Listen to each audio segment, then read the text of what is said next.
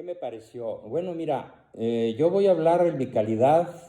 Tengo 5 doctorados: filosofía, psicología, historia, pedagogía, teología, pero en esta ocasión me voy a poner mi cachucha de psicólogo con especialidad en patología clínica para darte la explicación más plausible desde un punto de vista frío, racional y profesional. La explicación se da a partir de las 5 enfermedades que este hombre que funge como presidente, no es mi presidente, ni ningún mexicano cuerdo y honesto lo reconoce como presidente. Lo malo es que somos una minoría que se bate en retirada ante una abrumadora mayoría de chairos, que son personas que creen que saben, pero no saben que no saben. Y lo que creen saber lo defienden como si fuera la verdad absoluta. Con ese apoyo basado en la ignorancia inducida por el narcosistema desde 1928 hasta la fecha, pues ahí está, de presidente, un individuo que tiene un primer rasgo de personalidad muy claramente definido por sus conductas desde hace muchos años, pero particularmente en los últimos años, que es el rasgo de esquizofrenia. Esto quiere decir que el Señor no toma en cuenta la realidad como la realidad es, sino que para Él la realidad es como Él se la imagina, no como la realidad es. Esto da pie a que sus decisiones no sean objetivas, sino todo lo contrario, totalmente subjetivas, y esta subjetividad nos ha llevado a un desplome en la economía, en infinidad de campos que todos los días se atropellan como una enorme montaña de naipes que se está derrumbando a una velocidad asombrosa para conducir a México, ya de modo intencional, y esto por toda la gentuza que lo rodea, a una Venezuela del norte. El segundo rasgo que lo caracteriza y que explica en gran medida lo que sucede es una personalidad paranoide que raya con la paranoia, la cual consiste en que invariablemente él hace culpable a otro individuo de lo que sucede en el país y jamás asume él su responsabilidad ni permite que sus allegados, sus amigotes, asuman la propia responsabilidad de lo que está sucediendo en el país. Esa personalidad paranoide se evidencia porque invariablemente usa la táctica de divide y vencerás y acusa, insulta, anatematiza, pontifica, denuestra a todo aquel que no le bese las garras al tirano, que es él. Paranoia.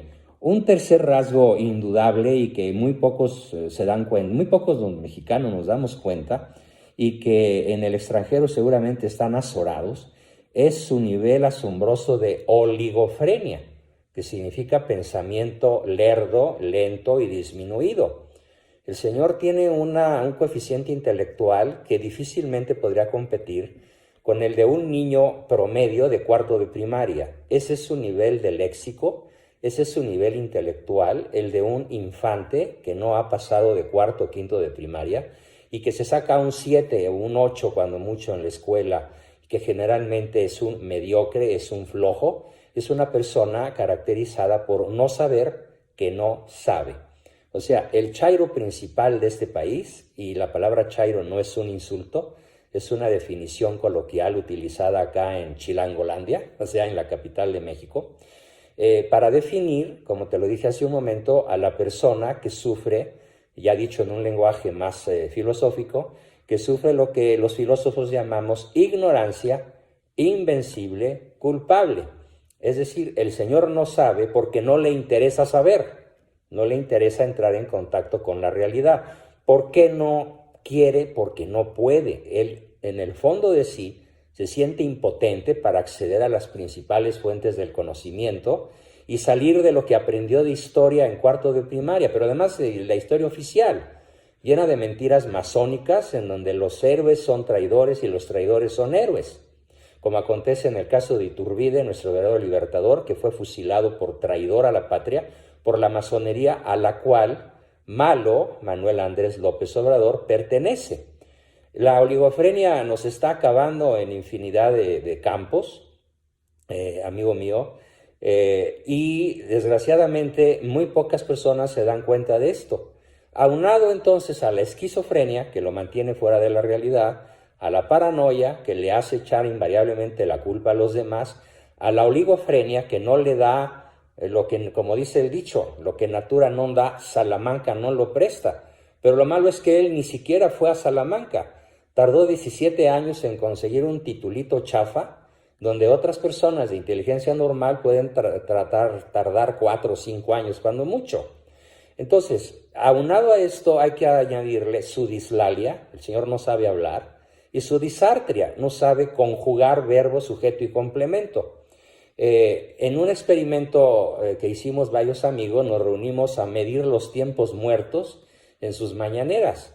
Y los tiempos muertos, que no dicen nada, donde cabrían comerciales de hasta 10 segundos y se podrían cobrar millones de dólares por esos 10 segundos, no, es decir, él habla realmente la mitad del tiempo que ocupa en sus famosas mañaneras.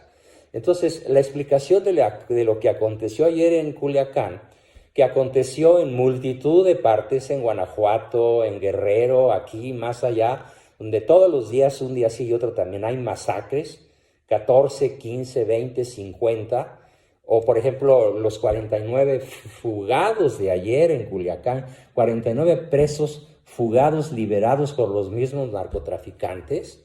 Sí, te está diciendo que en la presidencia de la República está sentado el peor individuo posible.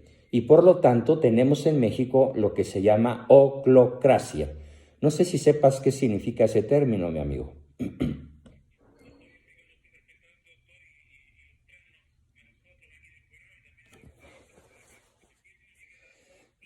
Oclocracia significa en griego el gobierno de los peores de la chusma. O sea, la chusma, la multitud, la horda, la es de la sociedad, ¿sí?, toma el mando y tienen un individuo, como dice Aristóteles, si el gobierno de una nación, en el gobierno de una nación está un idiota, es porque está bien representado. Ajá. Eso es la oclocracia, y la palabra idiota la estoy utilizando en un término científico que está utilizado en el Manual de Psiquiatría DMS-4 de la Asociación Americana de Psiquiatras. Idiota es el que no se puede dar cuenta de la realidad como la realidad es, y que toma decisiones basadas en opiniones subjetivas, que carece de pensamiento abstracto y que no hace lo que hace una persona inteligente, que es rodearse de otros más inteligentes que él para tener una verdadera democracia que favorezca el bien de la mayoría.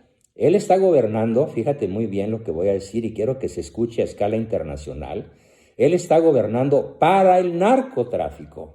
Él es actualmente el capo di tutti capi del narcotráfico y distrae a la población con proyectos que, te lo aseguro, y dentro de unos años se podrán dar cuenta de lo que voy a decir, irrealizables. Hoy se comenzó la construcción del aeropuerto de Santa Lucía. Te puedo garantizar que nunca se terminará y nunca despegará ni aterrizará ahí ningún avión, porque técnicamente es imposible. No habrá refinería en Dos Bocas porque técnicamente, realistamente es imposible. Y no habrá Tren Maya porque tampoco es viable, ni es posible, ni habrá recursos, ni manera de hacerlo.